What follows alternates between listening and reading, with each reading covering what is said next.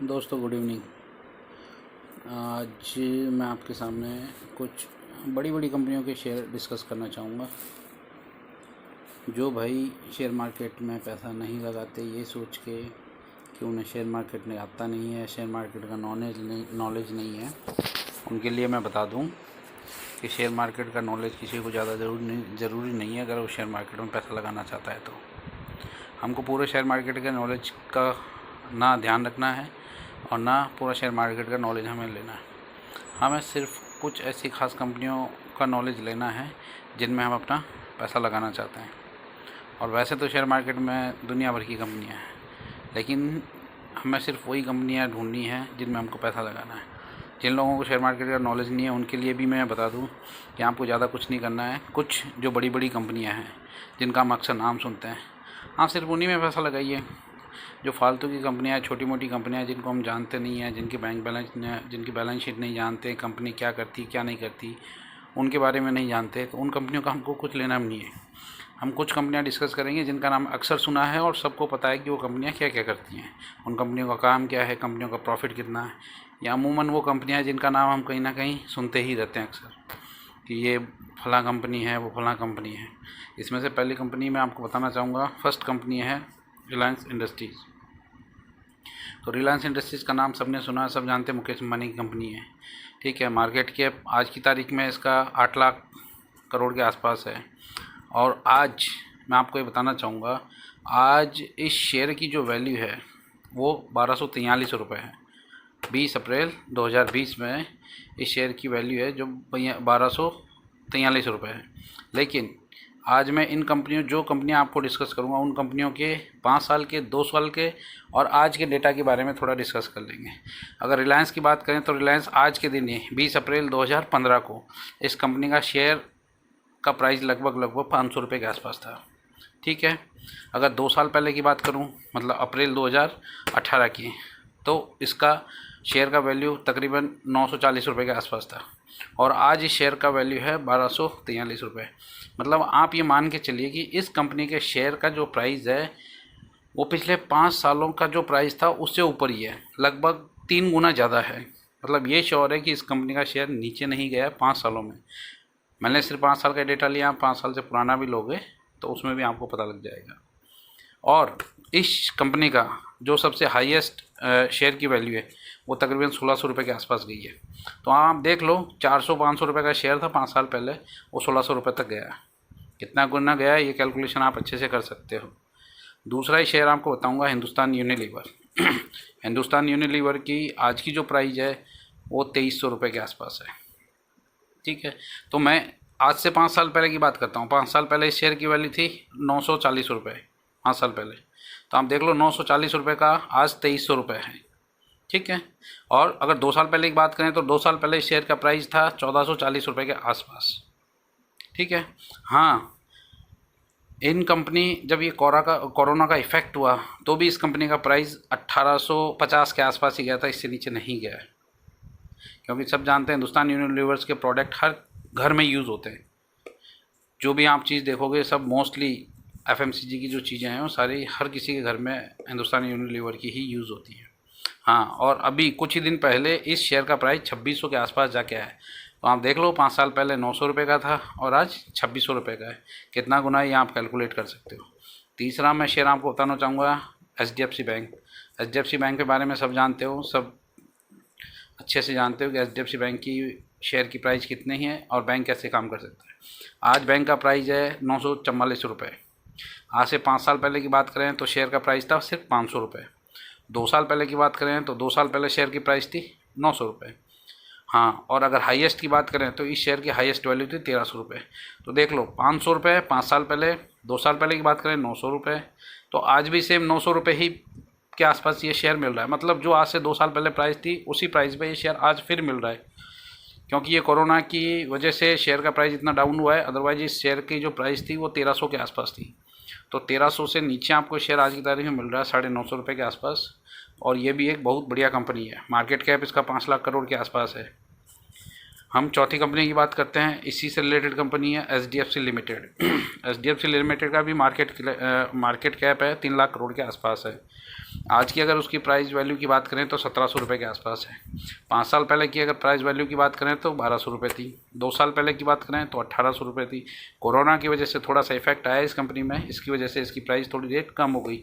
अभी जब कोरोना जब शुरू हुआ था तब इस कंपनी का प्राइस लगभग 1550 के आसपास गया था, लेकिन वापस अपवर्ड होकर 1700 के आसपास आ गया। हाईएस्ट इस कंपनी की शेयर की वैल्यू 2499 रुपये। तो आप देख लो, आपको 2499 से लोएस्ट प्राइस में आज भी ये शेयर मिल रहा है।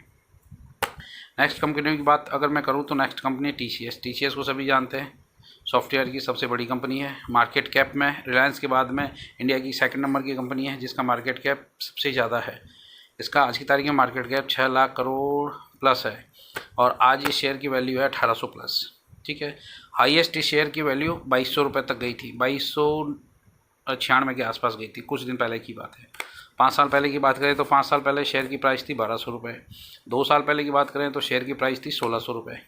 और ये कोरोना इफेक्ट की बात करें तो तब उस टाइम पे इस कंपनी की प्राइस ऑलमोस्ट 1500 रुपये के आसपास गई थी। तो 1500 रुपये से अपवर्ड होकर 1800 रुपये आ गया।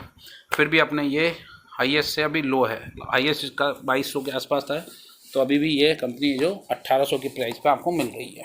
ठीक है, नेक्स्ट कोई एक कंपनी में बताना चाहूँगा तो आप सब लोग जानते हैं, नेक्स्ट कंपनी का नाम है डीमार्ट। डीमार्ट के शेयर को आए हुए ज़्यादा टाइम नहीं हुआ है, ये 2017 में शेयर आया था। ठीक है, सभी जानते हैं 500-600 रुपये के आसपास शेयर आया था, लेकिन आज की तारीख में शेयर की प्राइस है 2200 रुपये, 500 से 2200 रुपये। ठीक है, ऑलमोस्ट 5.5 गुना, 4.5 गुना इसकी प्राइस हो चुकी है। और हाईएस्ट इसकी प्राइस गई है 2550 रुपये। कोरोना के टाइम में इसका इफेक्ट अगर देखा जाए तो 1800 तो गया था, लेकिन 1800 वापस से बाउंस बैक होके 2200 रुपये पे कंपनी का शेयर आ गया है। 2 साल पहले की बात करें तो अप्रैल 18 की बात करें तो कंपनी का शेयर का प्राइस था 1400 रुपये। तो 1400 से भी ये तकरीबन 800 रुपये ऊपर है आज की तारीख में, और अपने लो से 300 रुपये नीचे है। कंपनी अच्छी है। आज भी डीमार्ट में आप जानते हो कि कोरोना की वजह से भी डीमार्ट में लाइनें कम नहीं हुई है, डीमार्ट में सामान के लिए लोगों की लाइनें उतनी लगी हुई है। नेक्स्ट अगर कंपनी की बात करें तो नेक्स्ट कंपनी में आपको बताना चाहूँगा बजाज फाइनेंस है। बजाज फाइनेंस का भी मार्केट है 1 लाख करोड़ से ऊपर का है। आज अगर बजाज फाइनेंस की बात करें तो बजाज फाइनेंस का शेयर आज बहुत कम रेट पे मिल रहा है।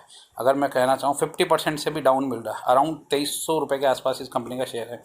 5 साल पहले की अगर इस कंपनी की बात करें तो 5 साल पहले इस कंपनी का शेयर था मात्र 400 रुपये। हाँ, 400 रुपये, 400 रुपये 5 साल पहले था। 2 साल पहले की बात करें तो 1900 रुपये का शेयर था। आज ये कंपनी 2300 रुपये के शेयर में। और इसकी हाईएस्ट की अगर बात करें तो इस शेयर का हाईएस्ट प्राइस था तकरीबन 4900 के आसपास। तो 4900 का शेयर अभी 2300 रुपये में मिल रहा है, ऑलमोस्ट 50% से भी नीचे। कोरोना इफेक्ट में इस कंपनी का जो प्राइस रेट गया था वो तकरीबन 2000 के आसपास गया था, 2000 से नीचे नहीं हुआ था। ठीक है, तो 5000 का शेयर था, 2000 तक जाके आया हुआ है, अभी 2300 रुपये में अवेलेबल है। इसी कंपनी की पेरेंट कंपनी बताना चाहूँगा बजाज फिनसर्विस। बजाज फिनसर्विस का मार्केट कैप इतना ज़्यादा नहीं है, इससे बजाज फाइनेंस से थोड़ा सा ही कम है, ज़्यादा फ़र्क नहीं होता है। लेकिन उस शेयर की प्राइस आज की तारीख में 4800 रुपये है, 4800 रुपये। अगर 5 साल पहले की बात करें तो इसी कंपनी का शेयर प्राइस 1200 रुपये था। 2 साल पहले की बात करूं तो कंपनी का शेयर प्राइस ऑलमोस्ट 5300 रुपये के आसपास था। ठीक है, और आज कंपनी का शेयर 4800 रुपये, मतलब इस कंपनी का प्राइस जो 2 साल पहले था उससे भी नीचे पे आज की तारीख में मिल रहा है। हाँ, और एक चीज़, इस कंपनी की जब हाईएस्ट अगर बात करोगे शेयर हाईएस्ट कितना पहुंचा था, तो इस कंपनी का शेयर हाईएस्ट पहुंचा था लगभग 10,000 के आसपास, 9,950 रुपये। तो 9,950 रुपये के 50% डिस्काउंट में इस कंपनी का शेयर आपको मिल रहा है। मीन्स 2 साल पहले का जो प्राइस था उस प्राइस में आज की तारीख में कंपनी का शेयर आपको मिल रहा है। इसके बाद में जो सबसे लास्ट शेयर की मैं बात बताना चाहूँगा जो हाल ही में लिस्टिंग हुआ था, उसका नाम है IRCTC। IRCTC मैंने बहुतों को बताया, 325 IPO में शेयर लिस्टिंग, लोगों ने एप्लीकेशन लगाई थी, पर लिस्टिंग 600 रुपये कुछ में हुआ था। ठीक है, 625 के आसपास, अक्टूबर 19 की बात है, 625 में लिस्टिंग हुआ था।